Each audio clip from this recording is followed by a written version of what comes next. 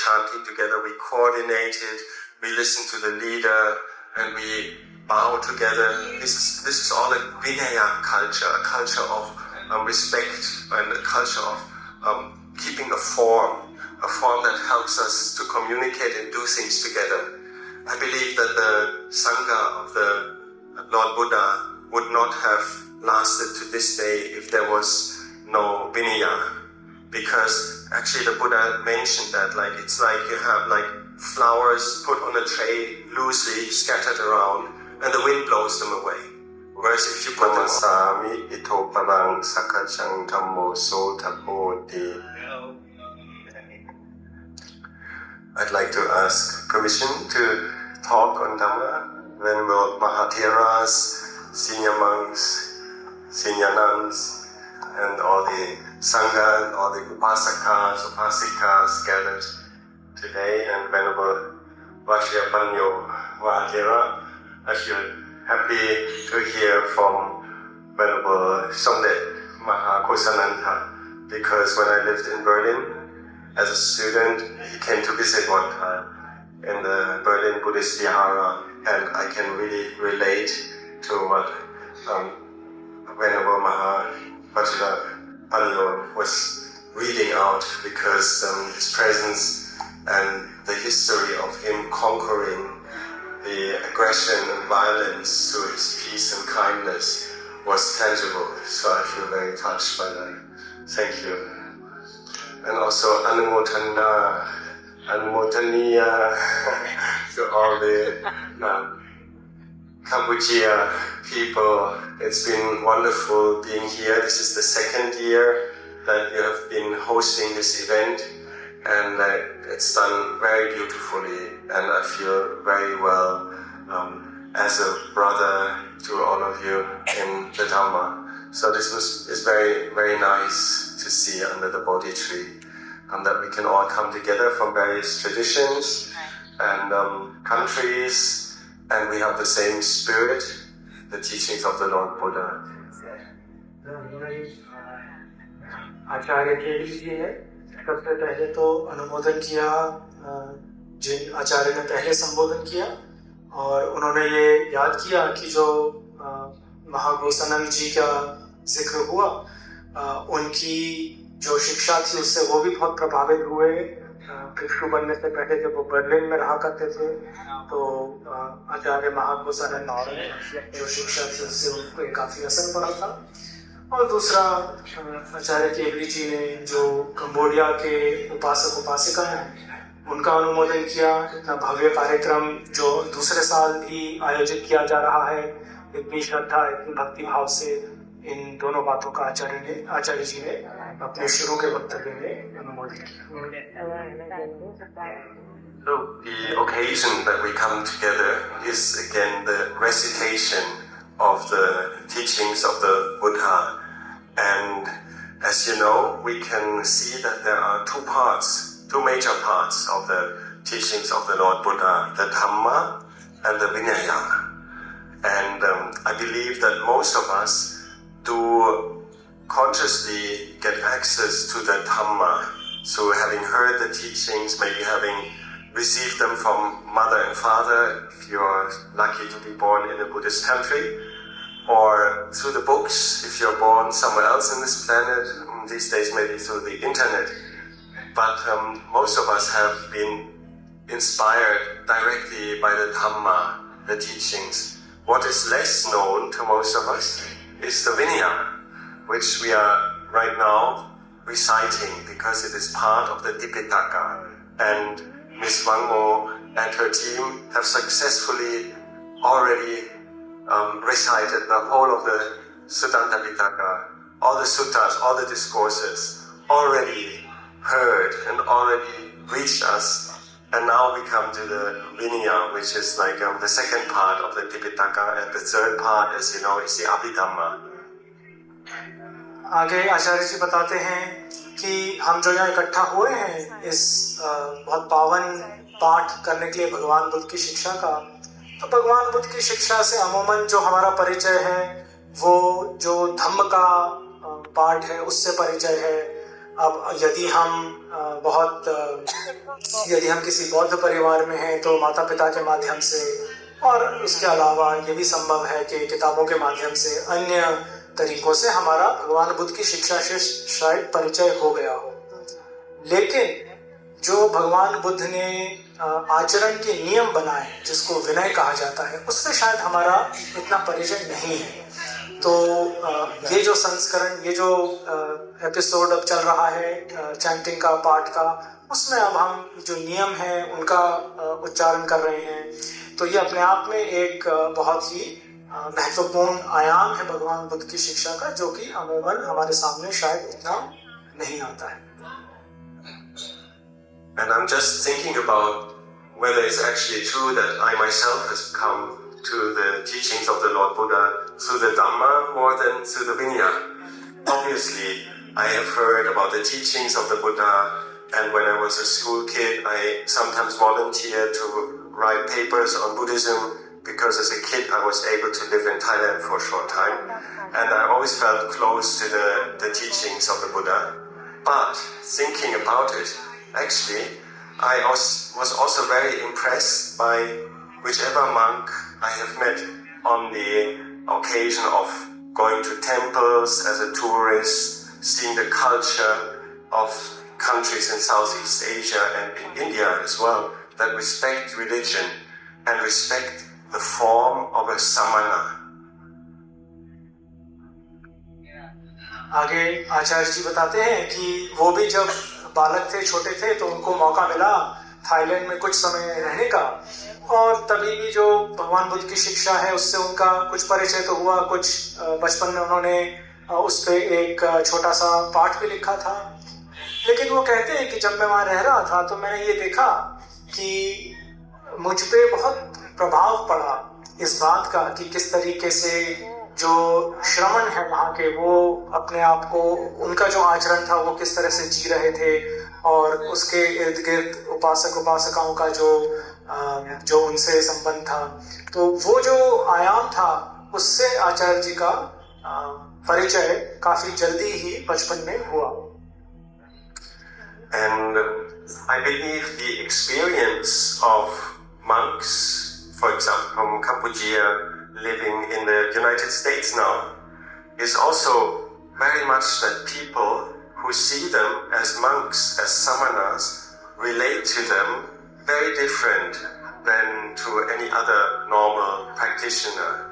And there is something very special that is carried through the Vinaya, which is the way the monks conduct themselves, which sometimes gets communicated even without words, in the beauty of the form that the Buddha recommended his disciples to take for the practice when they leave the household life and become monks. आगे आचार्य जी उदाहरण देते हैं कि जैसे यहाँ पे हम जानते हैं कई सारे भिक्षु कंबोडिया से आए हैं, और काफी बड़ी मात्रा में जो कंबोडिया के लोग हैं वो आज अमेरिका में रह रहे हैं। तो वो उदाहरण देते हैं कि भाई वहाँ जिस प्रकार से भिक्षुओं का एक अपना आचरण होता है, जिस प्रकार से वो अपना जीवन व्यतीत करते हैं, जिस तरह से वो उपासक उपासिकाओं से आदान प्रदान करते हैं, वो भी अपने आप में एक बहुत बड़ा एक एग्जाम्पल बनता है कि किस तरीके से जो विनय है, जो आचरण के नियम है, जो भिक्षुओं को एक तरीके से एक सूत्र में बांधते हैं, वो देखने से ही उसकी जो शोभा है वो बनती है। For example, what monks do in this world many times is characterized by restraint. We're careful not to do too much or things too quickly. For example, I believe it's the same in Cambodia. Like they say, a monk running is not beautiful. In Thailand, it's the same. So maybe the novices can still run around, but like the sense of restraint, sense of composure, and whether we are practicing this from a sense of inner aloofness or from keeping the guidelines of the Buddha telling us stop here, better be careful, doesn't matter. We can meet each other in the middle. coming from the heart with a natural sense of restraint, equanimity and peace, like many of you have as well, and coming from the external form where the Buddha says, don't go there, stay back, for example. So there's the formal part and the informal part. And the informal part is for everybody the same. The formal part is special for the monks. आगे आचार्य जी उदाहरण देते हैं कि भाई जो भिक्षु नियम है उसके अनुसार वो नियम उनको एक तरीके से एक सीमा देते हैं अपने आचरण की, किस तरीके से उनको व्यवहार करना है उसकी एक सीमा बन जाती है। और आचार्य जी बताते हैं कि यदि पूरी तरीके से वो जो सीमा है, वो जो एक तरीके से रोक है अपने आचरण पे, वो बेशक पूरी तरीके से एक चित्त की शुद्धि, पूरी तरीके से मन की शांति से ना भी आ रही हो, बल्कि इससे भी आ रही हो कि भाई ये हमारे नियम है, बहुत स्पष्ट है, हम इन नियमों का उल्लंघन नहीं करेंगे, हम इस लक्ष्मण रेखा के आगे नहीं बढ़ेंगे, वो भी अपने आप में एक बहुत अच्छी शुरुआत है, बहुत ही सराहनीय है। So when we are now reciting the Vinaya Pitaka under the sacred Bodhi tree, a lot of the things that we are reciting have a very formal nature. They are very precise. They give you definitions of, for example, what it means that you cannot eat in the wrong time. It defines it very clearly. We have just heard it yesterday, for example. And other things are very precise. It's like a legal textbook. And obviously not so inspiring to read the Vinaya Pitaka. But if you see the Vinaya practiced, maybe it is inspiring. आगे आचार्य जी कहते हैं कि जैसे हमने कल पाठ किया, कई जो विनय है उसमें कई बहुत औपचारिक बातें लिखी हुई हैं, किस तरीके से कब भोजन करना है, नहीं करना, वगैरह वगैरह। तो ये संभव है कि इतनी ज्यादा औपचारिकता, इतना ज्यादा जो महीन बातें लिखी हुई हैं, वो शायद हमें बहुत ज्यादा उत्साहित ना करें। आचार्य जी कहते हैं कोई बात नहीं, हमें उससे परेशान होने की जरूरत नहीं है, बल्कि वो जो औपचारिकता है, वो जो सीमाएं हैं, वो हमें मदद करती हैं इस मार्ग पे चलने के लिए और इस मार्ग पे बने रहने के लिए।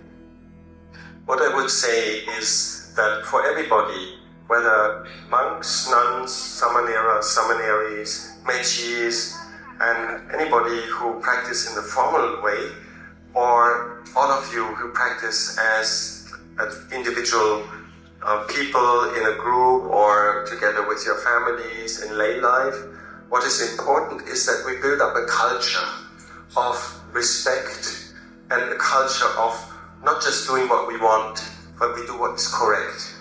And this is very important. This is something I had to learn becoming a monk, because many of us in the West, we think, I can do everything. I can buy a ticket and fly to Thailand. I can fly to Cambodia, I can do everything. If I have money, if I got my health and energy, I can do everything. We decide on what we like. We decide on what we want to see, want to get, want to have, want to also show off sometimes, honestly. So I had to learn this as a monk, to take myself back because of the culture of restraint, the culture of respect for each other, and the culture, we can say the Sila Tham, Sila Dhamma, the culture of Sila, not just the 5 Silas, but the spirit of the Sila, to be restrained and to be careful about what you do, what our own actions, what kind of impact they have on other people, whether it's by speech, saying something harsh which we later regret, or whether it's by gesture sometimes, people move around, asserting their place as if they were a tank or so, basically steamrolling everybody else.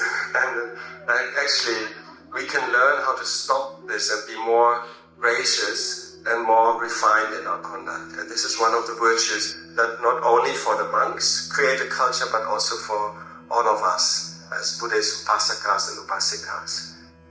आगे आचार्य जी ने अब जो अपना वक्तव्य है वो आगे बढ़ाया कि विनय जो भिक्षु नियम है उससे आगे बढ़ के जो सामान्य गृहस्थ हैं, उपासक उपासिका हैं, वो बताते हैं कि उनके जीवन में भी और उनका जो आचरण है, उनका जो दिनचर्या है, उसमें भी अगर हम जो जिस तरीके से शील हमारे दिए गए हैं, या उन शीलों के आधार पे जो जिस तरीके का आचरण हमारा होना चाहिए, वो हमारी बहुत सहायता करता है।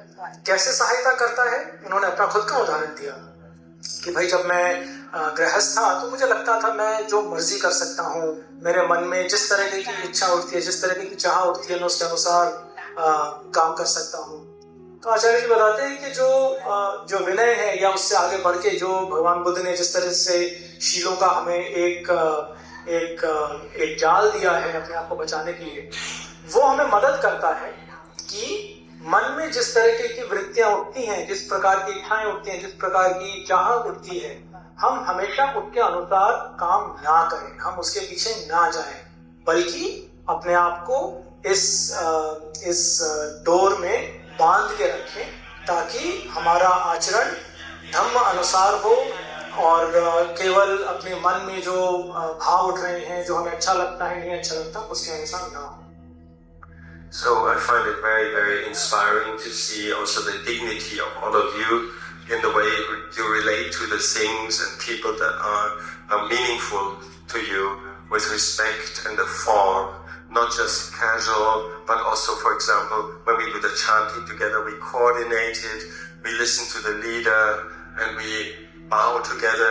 This is all a Vinaya culture, a culture of respect and a culture of keeping a form that helps us to communicate and do things together. I believe that the Sangha of the Lord Buddha would not have lasted to this day if there was no Vinaya. Because actually the Buddha mentioned that, like, it's like you have like flowers put on a tray loosely scattered around and the wind blows them away.